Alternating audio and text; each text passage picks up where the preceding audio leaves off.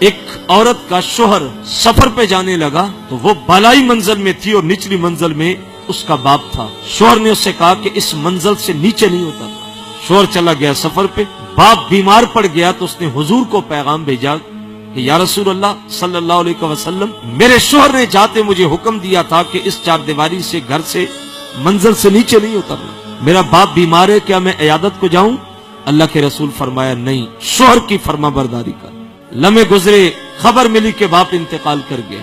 پھر پیغام بھیجا کہ حضور میرا باپ انتقال کر گیا, شوہر نے کہا تھا نہیں اترنا, میں باپ کا چہرہ دیکھ لوں؟ اللہ کے رسول فرمایا شوہر کی فرما برداری کر.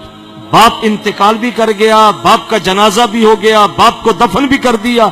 اللہ کے رسول صلی اللہ علیہ وسلم نے ارشاد فرمایا اے خاتون سن, تو باپ کی عیادت کو نہیں آئی, باپ کا چہرہ دیکھنے نہیں آئی, باپ کے جنازے میں نہیں آئی, تو نے شوہر کی فرما برداری کی. فرمایا تیری اس فرما برداری کی وجہ سے اللہ نے تیرے باپ کو بخش دیا ہے کہ تو نے شوہر کی فرما برداری کی ہے.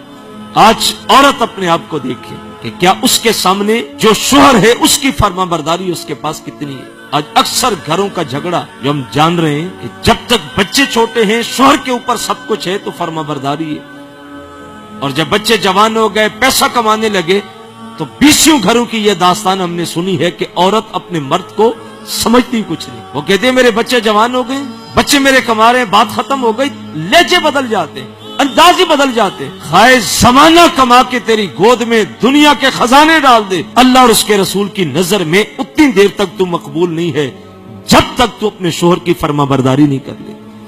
اس ویڈیو کو شیئر ضرور کیجئے, ہو سکتا ہے آپ کے ایک شیئر سے یہ بات کسی کے دل میں اتر جائے. جزاک اللہ.